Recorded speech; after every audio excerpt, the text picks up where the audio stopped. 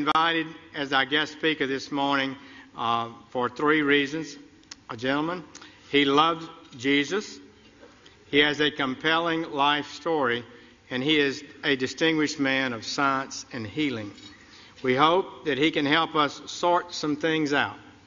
May I introduce the Director of Pediatric Neurosurgery at one of the world's great hospitals, Johns Hopkins in Baltimore, Dr. Benjamin Carson, Sr.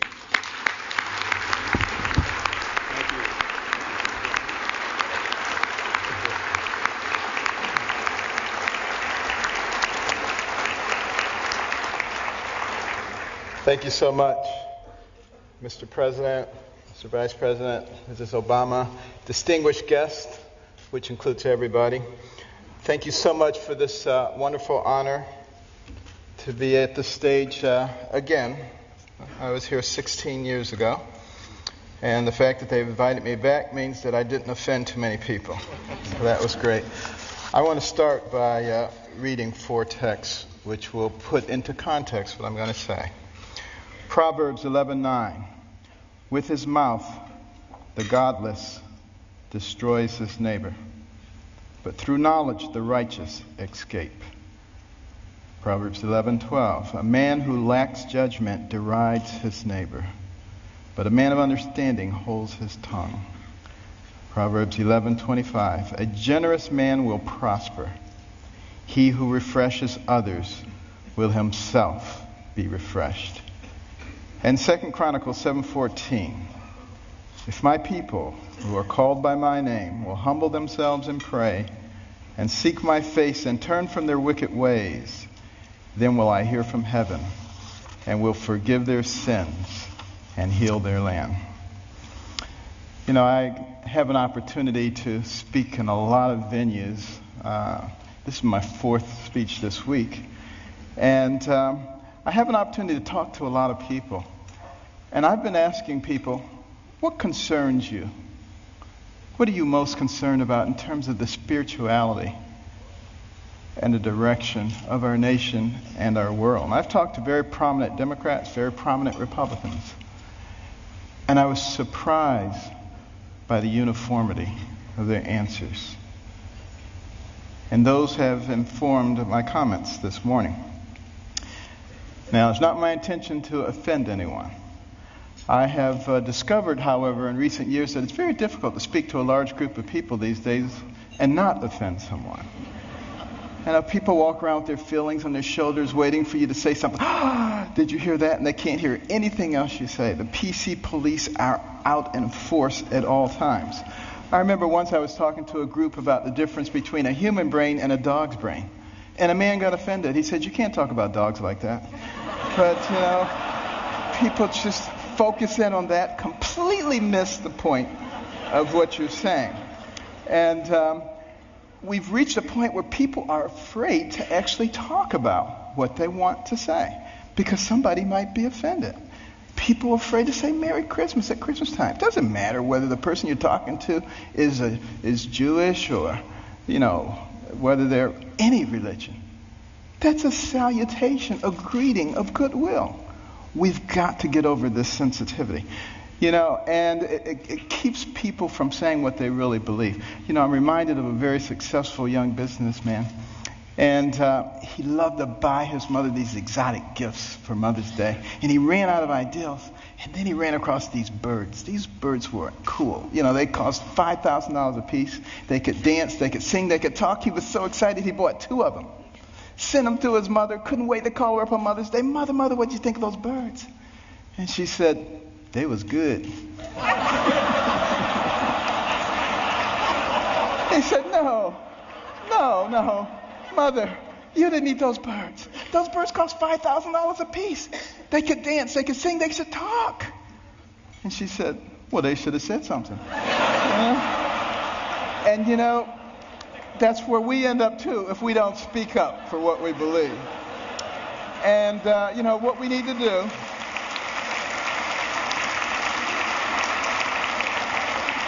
What we need to do in this PC world is forget about unanimity of speech and unanimity of thought. And we need to concentrate on being respectful those people with whom we disagree. And that's when I think we begin to make real progress. And one last thing about political correctness, which I think is a horrible thing, by the way.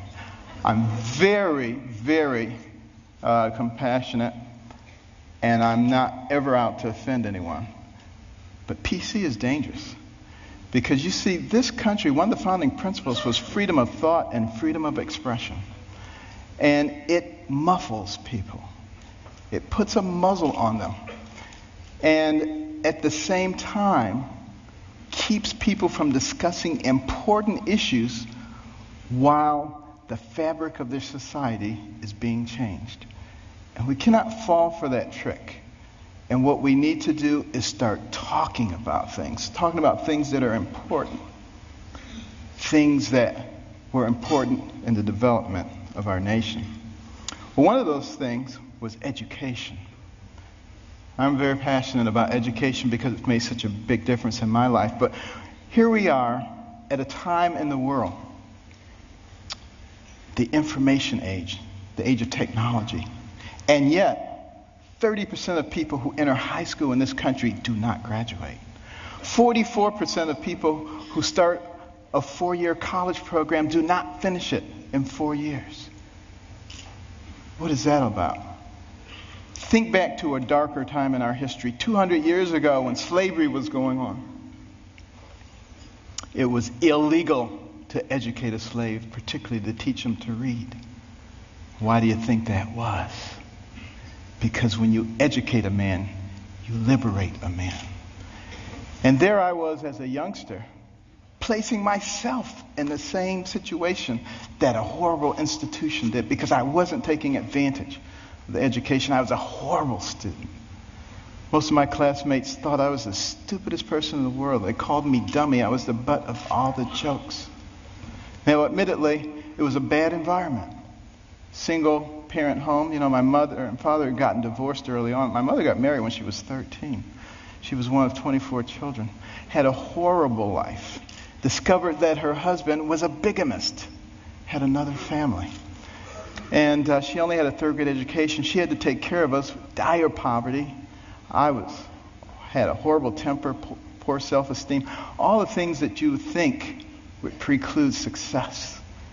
But I had something very important. I had a mother who believed in me. And I had a mother who would never allow herself to be a victim, no matter what happened. Never made excuses, and she never accepted an excuse from us. And if we ever came up with an excuse, she always said, "Do you have a brain?" And if the answer was yes, then she said, then you could have thought your way out of it. It doesn't matter what John or Susan or Mary or anybody else did or said. And it was the most important thing she did for my brother and myself. Because if you don't accept excuses, pretty soon people stop giving them and they start looking for solutions. And that is a critical issue when it comes to success. Well, you know, we did live in dire poverty.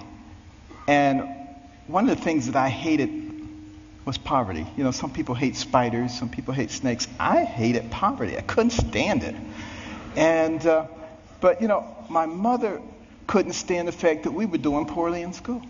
And she prayed and she asked God to give her wisdom. What could she do to get her young sons to understand the importance of developing their minds so that they can control their own lives? And you know what? God gave her the wisdom. At least in her opinion. My brother and I didn't think it was that wise. Because it was to turn off the TV. Let us watch only 2 or 3 TV programs during the week, and with all that spare time, read 2 books apiece from the Detroit Public Libraries and submit to her written book reports, which she couldn't read, but we didn't know that. And she put check marks and highlights and stuff. But, you know, I just hated this. And my friends were out having a good time. Her friends would criticize her. They would say, "You can't make boys stay in the house reading books. They'll grow up, they'll hate you." And I would overhear them, and I'd say, "Mother, you know they're right." But she didn't care, you know. But after a while, I actually began to enjoy reading those books. Because we were very poor, but between the covers of those books, I could go anywhere, I could be anybody, I could do anything. I began to read about people of great accomplishment. And as I read those stories, I began to see a connecting thread. I began to see that the person who has the most to do with you and what happens to you in life is you. You make decisions. You decide how much energy you want to put behind that decision. And I came to understand that I had control of my own destiny. And at that point, I didn't hate poverty anymore because I knew it was only temporary. I knew I could change that. It was incredibly liberating for me. It made all the difference. And continue on that theme of education. In 1831, Alexis de Tocqueville came to America to study this country. The Europeans were fascinated. How could a fledgling nation, barely 50 years old, already be competing with them on virtually every level? This was impossible. De Tocqueville was going to sort it out. And he looked at our government, and he was duly impressed by the 3 branches of government. 4 now, because now special interest groups. But it was only 3 back in those days. And, he said, wow, this is really something. And then he said, but let me look at their educational system. And he was blown away. See, that anybody finishing the 2nd grade was completely literate. He could find a mountain man on the outskirts of society. The man could read the newspaper, could have a political discussion, could tell him how the government worked. If you really want to be impressed, take a look at the chapter on education in my latest book, America the Beautiful, which I wrote with my wife. Came out last year. And in that education chapter, you will see questions extracted from a 6th grade exit exam from the 1800s. A test you had to pass to get your 6th grade certificate. I doubt most college graduates today could pass that test. We have dumbed things down to that level. And the reason that is so dangerous is because the people who founded this nation said that our system of government was designed for a well-informed and educated populace. And when they become less informed, they become vulnerable. Think about that. Our system of government, and that's why the education is so vitally important. Now, some people say, you're overblowing it, things aren't that bad. And you're a doctor, a neurosurgeon. Why are you concerned about these things? I've got news for you. 5 doctors signed the Declaration of Independence. Doctors were involved in the framing of the Constitution, the Bill of Rights, a whole bunch of things. It's only been in recent decades that we've extracted ourselves, which I think is a big mistake. We need doctors and we need scientists, engineers. We need all of those people involved in government, not just lawyers. I don't have anything against lawyers, but, here's the thing about lawyers. And I'm sorry, but I got to be truthful, okay? Got to be truthful. What do lawyers learn in law school? To win. By hook or by crook, you got to win. So you got all these Democrat lawyers and you got all these Republican lawyers, and their side wants to win. We need to get rid of that. What we need to start thinking about is how do we solve problems?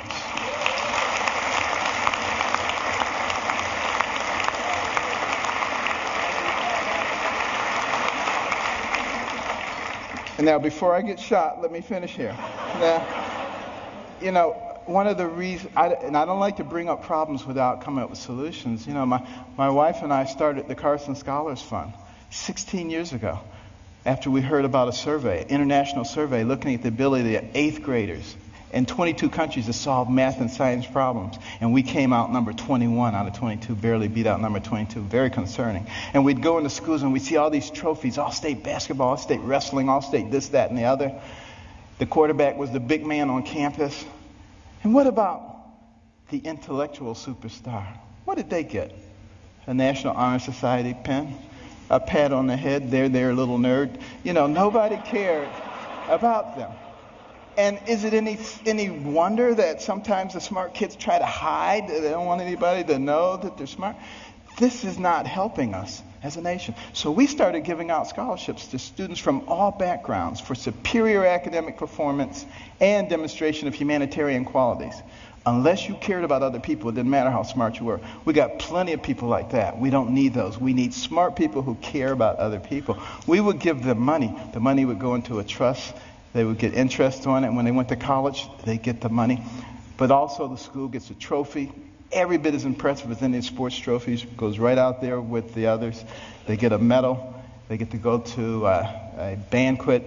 And we try to put them on the same kind of pedestal as we do the all-state athletes. Now, I have nothing against athletics or entertainment. Please believe me. You know, I'm from Baltimore. The Ravens won. This is great, okay?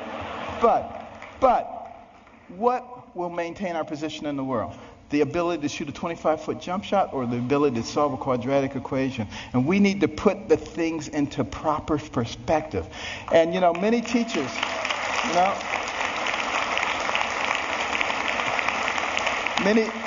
many teachers have told us when we put a Carson scholar in their classroom, the GPA of the whole class goes up over the next year. And it's been very gratifying. We started 16 years ago with 25 scholarships in Maryland. Now we've given out more than 5,000, and we're in all 50 states. But we also put in reading rooms. These are fascinating places that no little kid could possibly pass up. And they get points for the amount of time they spend in their reading, the number of books that they read, and they can trade them in for prizes. In the beginning, they do it for the prizes, but it doesn't take long before their academic performance begins to improve.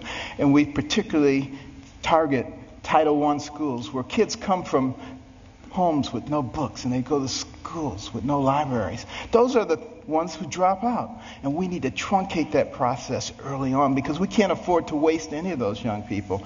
You know, for every one of those people that we keep from going down that path of self-destruction and mediocrity, that's one less person you have to protect yourself and your family from. One less person you have to pay for in the penal or the welfare system. One more tax-paying productive member of society who may invent a new energy source or come up with a cure for cancer. They're all important to us, and we need every single one of them. It makes a difference.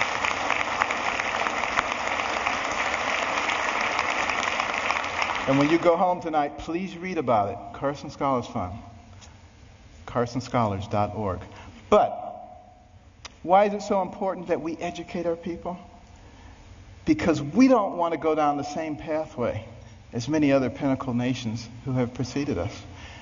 I think particularly about ancient Rome. Very powerful. Nobody could even challenge them militarily. But what happened to them? They destroyed themselves from within. Moral decay. Fiscal irresponsibility. They destroyed themselves. And if you don't think that can happen to America, you get out your books and you start reading. But you know, we can fix it. Why can we fix it? Because we're smart. We have some of the most intellectually gifted people leading our nation. All we need to do is remember what our real responsibilities are so we can solve the problems. I think about these problems all the time. And, you know, my role model was Jesus. And he used parables to help people understand things. And one of our big problems right now, and like I said, I'm not politically correct, so I'm sorry. But, you know, our deficit is a big problem. Think about it. And our national debt, $16.5 trillion. You think that's not a lot of money? Tell you what, count one number per second, which you can't even do because once you get to 1,000, it'll take you longer than a second. But one number per second. You know how long it would take you to count the 16 trillion? 507,000 years. More than 500,000 years to get there. We have to deal with this. Here's the parable. A family falls on hard times. Dad loses his job or is demoted, gets part-time work. He has 5 children. He comes to the 5 children. He says, we're going to have to reduce your allowance. Well, they're not happy about it, but he said, except for John and Susan. They're special. They get to keep their allowance. In fact, we may give them more. How do you think that's going to go down? Not too well. Same thing happens. Enough said. What about our taxation system? So complex. There is no one who can possibly comply with every jot and tittle of our tax. If I wanted to get you or you, I could get you on a tax issue. That doesn't make any sense. What we need to do is come up with something that's simple. And when I pick up my Bible, you know what I see? I see the fairest individual in the universe, God, and he's given us a system. It's called tithe. Now, we don't necessarily have to do it 10%, but it's principle. He didn't say, if your crops fail, don't give me any tithe. He didn't say if you have a bumper crop, give me triple tithes. So there must be something inherently fair about proportionality. You make $10 billion, you put in $1 billion. You make $10, you put in 1. Of course, you got to get rid of the loopholes.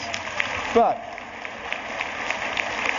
now some people say, well, that's not fair because it doesn't hurt the guy who made $10 billion as much as the guy who made 10. Where does it say you have to hurt the guy? He just put $1 billion in the pot. We don't need to hurt him. It's that kind of thinking. It's that kind of thinking that has resulted in 602 banks in the Cayman Islands. That money needs to be back here, building our infrastructure and creating jobs. And we're smart enough to figure out how to do that. We've already started down the path of solving one of the other big problems, healthcare. We need to have good healthcare for everybody. It's the most important thing that a person can have. Money means nothing, titles means nothing when you don't have your health. But we got to figure out efficient ways to do it. We spend a lot of money on healthcare, twice as much per capita as anybody else in the world, and yet not very efficient.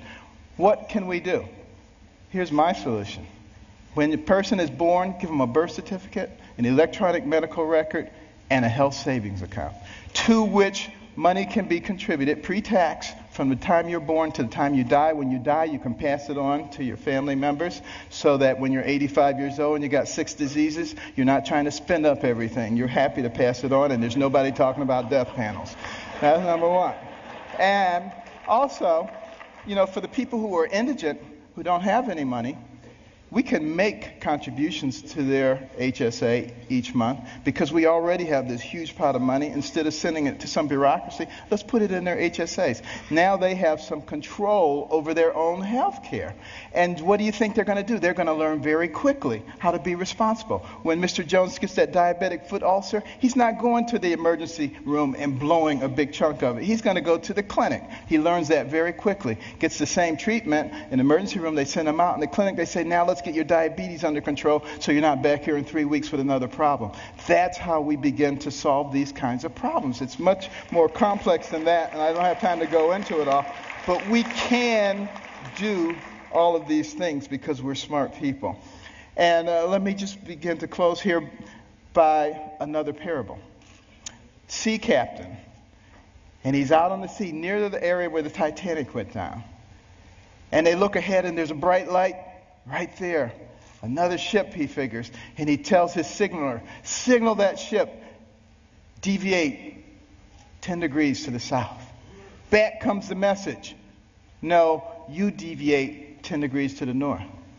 Well, he's a little bit incensed, He says, send a message. This is Captain Johnson. Deviate 10 degrees to the north. Back comes the message. This is Ensign 4th Class Riley.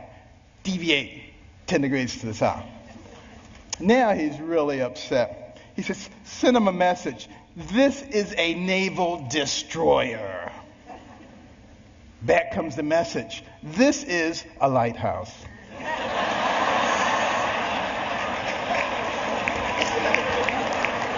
Enough said.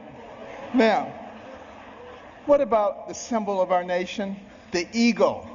The bald eagle. It's an interesting story how we chose that. But a lot of people think we call it the bald eagle because it looks like it has a bald head. That's not the reason. It comes from the Old English word piebald, which means crowned with white. And we just shorten it to bald. Now use that the next time you see somebody who thinks they know everything. You get them on that one. But why is that eagle able to fly high? Forward, because it has 2 wings, a left wing and a right wing. Enough said. And I want to close with this story. 200 years ago, this nation was involved in a war, the War of 1812. The British, who are now our good friends, thought that we were young whippersnappers. It was time for us to become a colony again. They were winning that war, marching up the eastern seaboard, destroying city after city, destroyed Washington, D.C., burned down the White House. Next stop, Baltimore. As they came into the Chesapeake Bay, that armada of ships, warships, as far as the eye could see, it was looking grim. Fort McHenry standing right there. General Armistead, who was in charge of Fort McHenry, had a large American flag commissioned to fly in front of the fort. The admiral in charge of the British fleet was offended. He said, "Take that flag down. You have until dusk to take that flag down. If you don't take it down, we will reduce you to ashes." There was a young amateur poet on board by the name of Francis Scott Key, sent by President Madison to try to obtain the release of an American physician who was being held captive.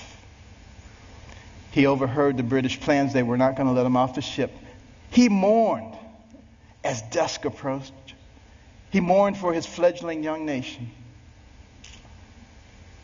And as the sun fell, the bombardment started. Bombs bursting in air, missiles, so much debris. He strained trying to see, was the flag still there?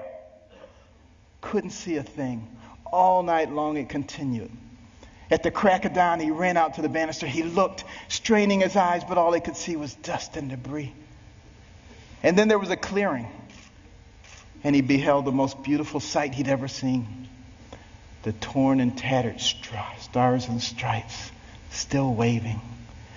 And many historians say that was the turning point in the War of 1812. We went on to win that war and to retain our freedom. And if you'd gone into the grounds of Fort McHenry that day, you would have seen at the base of that flag the bodies of soldiers who took turns propping up that flag. They would not let that flag go down because they believed in what that flag symbolized.